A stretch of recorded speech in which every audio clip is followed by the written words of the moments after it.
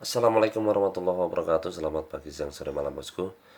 Pada kesempatan kali ini ya, saya akan mereview lagi terkait dengan P-Network teman-teman. Untuk kali ini yang saya akan bahas adalah bagaimana mengedukasi kepada holder P itu sendiri teman-teman ya, sehingga membuka diri mencari pemahaman yang lebih baik terkait dengan cryptocurrency. Banyak hal yang saya informasikan terkait dengan perkembangan di tanah air ataupun di mancanegara teman-teman. Keberadaan PI ini mengubah pola mindset buat kita semua untuk bisa berusaha untuk merubah hidup teman-teman. Akan tetapi ya, sekali lagi sebagai informasi bagi orang-orang yang mungkin baru mengenal cryptocurrency, tentunya harus lebih memahami apa sih sebenarnya cryptocurrency itu sendiri teman-teman ya. Tidak semudah itu. Ada mungkin ya banyak kita dengar ada orang-orang yang lebih sukses yang berkat dari cryptocurrency, ada yang untungan miliaran ya.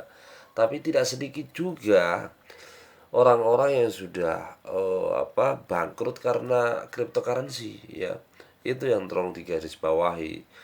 Yang menjadi pesan saya untuk saat ini kepada holder P itu adalah tidak ada kesuksesan secara instan teman-teman. Teman-teman mau ingin kaya dalam waktu instan tidak ada. Untuk itu tolong disimak baik-baik dari awal hingga akhir supaya kita sama-sama belajar bahwa cryptocurrency itu memang ada upaya untuk bisa menjadikan kita lebih hidup enak ya, karena bisa merubah hidup kita.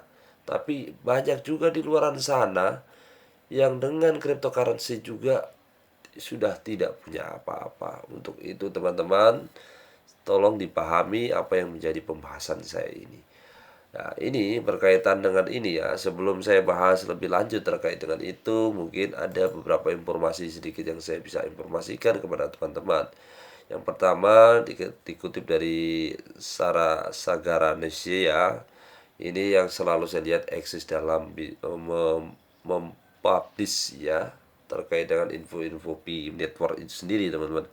Di sini katakan apps wallet akan segera hadir untuk memperbaharui opsi pembayarannya teman-teman ya.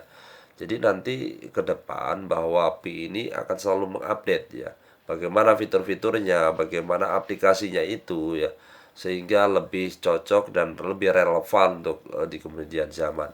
Sebenarnya kalau tujuan dari Pi itu sudah sangat bagus sekali teman-teman ya, sangat menarik sekali. Bisa untuk kesehatan, bisa untuk pendidikan, bisa untuk bisnis ya. Yang selama ini mungkin ya dari sisi cryptocurrency yang lain itu untuk bisnis ya. Tapi ini integrasi dari tiga bidang yang bisa membuat kita merubah hidup ya teman-teman ya.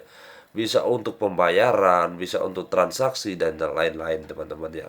Nah, termasuk dengan penambangan yang dilakukan di P ini sendiri ya dilakukan dengan proses ya hanya di apa ya teman-teman ya, ini merupakan proses staking ya teman-teman ya. Kita hanya bisa menambang lewat lewat handphone ya. Itu adalah proof of stake ya teman-teman ya. Beda dengan proof of work ya. Ya contohnya Bitcoin ya.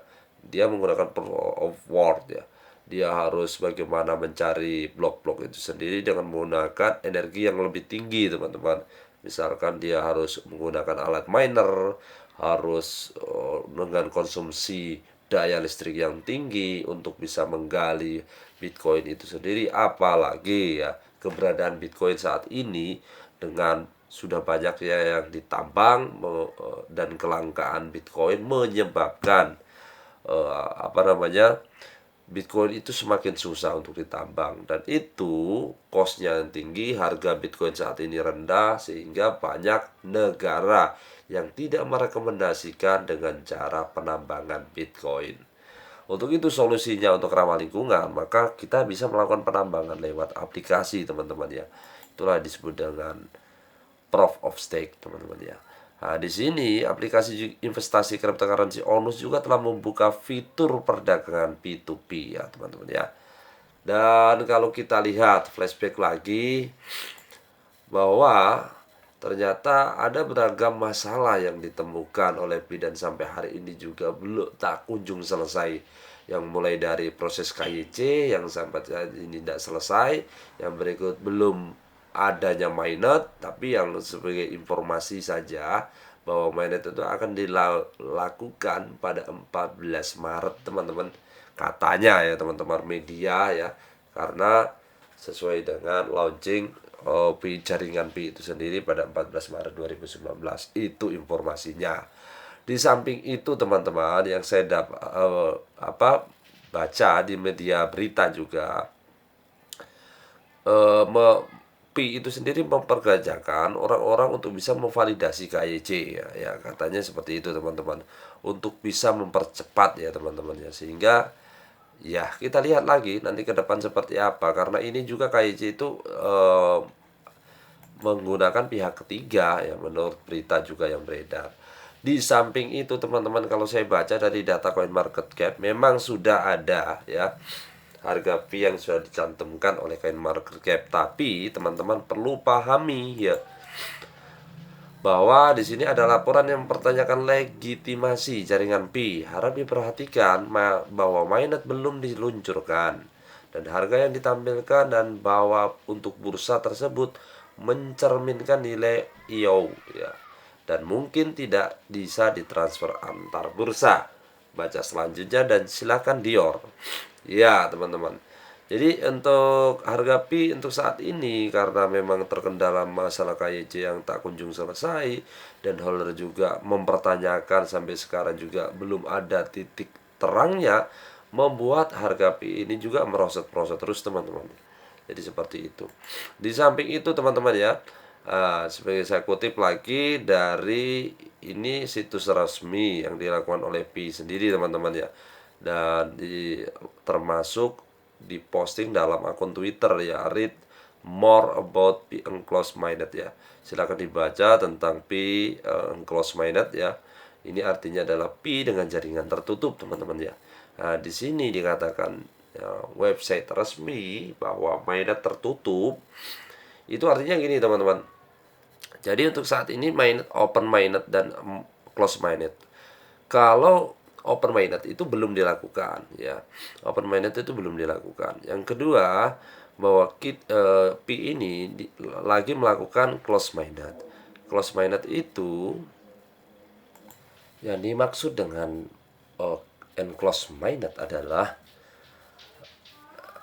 mainnet itu aktif teman-teman ya, tetapi ada firewall yang mencegah konektivitas eksternal yang tidak diinginkan, sehingga blockchain Pi Network itu yang diluncurkan pada 20 Desember 2021 dalam keadaan tertutup ya, dan dalam keadaan ini belum bisa dilakukan pertukaran ya, baik ke fiat, cryptocurrency dan sebagainya, baik ke perusahaan manapun ya, nggak bisa teman-teman. Dan ini tolong dipahami ya, sehingga bagi kita semua harus paham ya seperti itu. Mengapa jaringan Pi memilih untuk mainnet tertutup ya?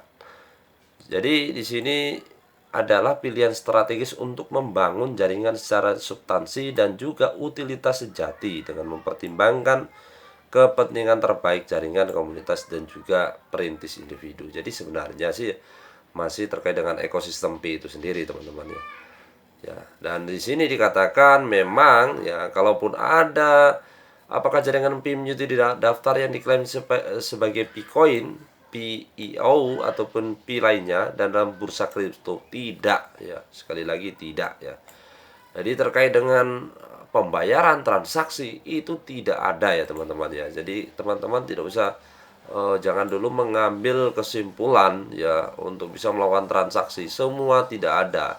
Begitu juga ini dikatakan di sini juga tentang enclosed mainnet ya. Seperti apa ya, saya tidak usah menjelaskan terlalu panjang lebar di sini, tapi intinya yang saya bisa tangkap dari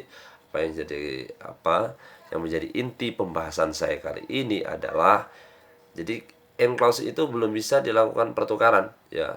Itu karena apa? Karena adanya firewall. Firewall itu memang disetujui. Firewall itu memang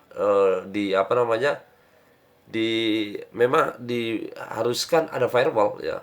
Ketika nanti open mainnet ya, maka firewallnya itu akan ditarik atau dihapus, sehingga transaksi dengan exchange itu bisa terjadi ya teman-teman.